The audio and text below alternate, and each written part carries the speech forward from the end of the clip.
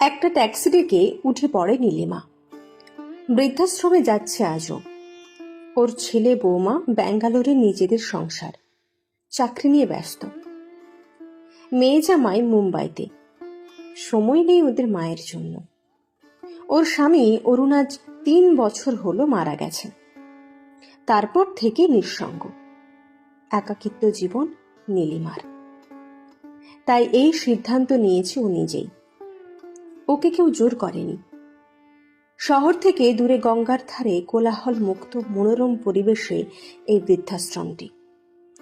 বেশ ভালো লেগেছে নীলিমার। ওর জীবনে শেষ দিনগুলো এখানেই কাটাবে ঠিক করেছে ও। বৃদ্ধাশ্রমটির নামও বেশ সুন্দর, গোধূলি। সত্যি তো, জীবনের গোধূলি বেলা। ট্যাক্সি থেকে নেমে গেট খুলে গোধূলিতে প্রবেশ করে নীলিমা। কাউন্টারে বসা মেয়েটি বলে, নীলিমাদি, তুমি আসবে বলে তোমার জন্য দোতলায় বারান্দা দেওয়া 6 নম্বর ঘরটা সাজিয়ে রেখেছি। তুমি যাও, আমি বুলাকে পাঠিয়ে দিচ্ছি তোমার দেখাশোনা করার জন্য। নীলিমা মৃদু হেসে সম্মতি জানায়। আজ থেকে গোধূলির 6 নম্বর ঘরটাই ওর ঠিকানা। এখানে ওর মতো আরো অনেকে আছে যাদের সংসারে প্রয়োজন ফুরিয়ে গেছে। নীলিমা মনে করে তবু কথা বলতে পারবে, সুখ দুঃখ ভাগ করে নিতে পারবে সবার সাথে। নিঃসঙ্গ একাকিত্ব জীবনের থেকে ঢের ভালো এই বৃদ্ধাশ্রম। জীবনের শেষ মুহূর্তে কেউ না কেউ তোর পাশে থাকবে এই বৃদ্ধাশ্রমে। এইসব ভাবনায় ওকে আজ এইখানে নিয়ে এসেছে। দোতলার 6 নম্বর ঘরে যাওয়ার সময় হঠাৎই নীলিমার চোখ পড়ল 2 নম্বর ঘরের দিকে। খুব চেনা চেনা মনে হচ্ছে, কিন্তু ঠিক মনে করতে পারছে না ও কোথায় যেন দেখেছে এই মহিলাকে। সেই শান্ত সুন্দর মুখ, বয়সের ছাপ মুছে দিতে পারেনি সৌন্দর্যকে।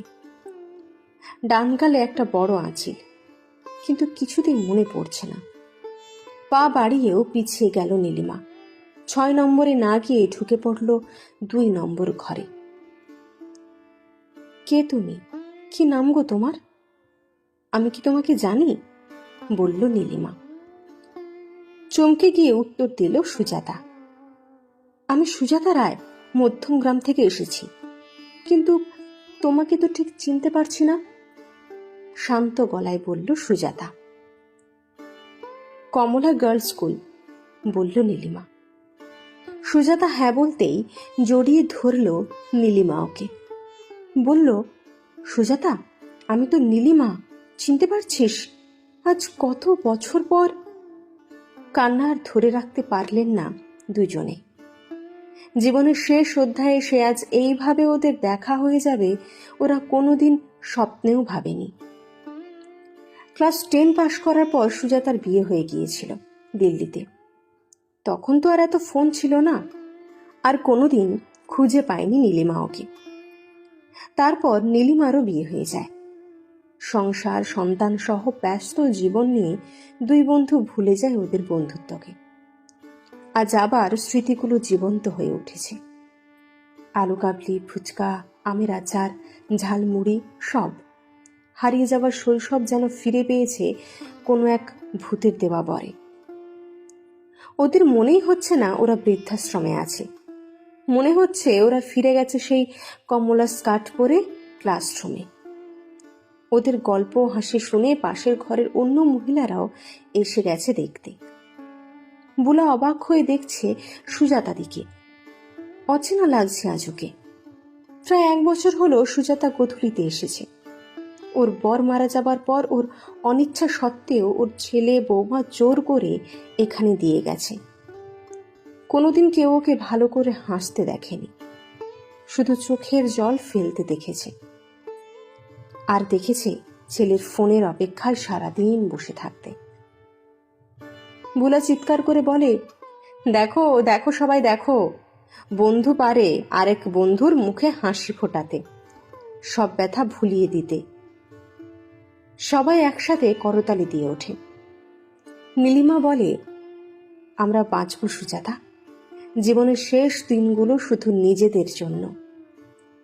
পাশের ঘরের মিতালিদি কান ধরে, প্রাণের সখা এসো মোর প্রাণে।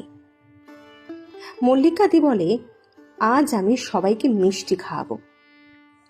অদিতিদি বলে, বুলা নিয়ে এসো সবার জন্য চা, মুড়ি আর আলুর চপ। আজ একটু অনিয়ম হলে ক্ষতি কি আছে? বুলা বলে, আজ কারো বাড়ি থেকে কুলাঙ্গার ছেলে মেয়ে ফোন করলে বলে দেব তোমাদের মায়ের আজ ভীষণ ব্যস্ত, সবাই অনামিল ভাবে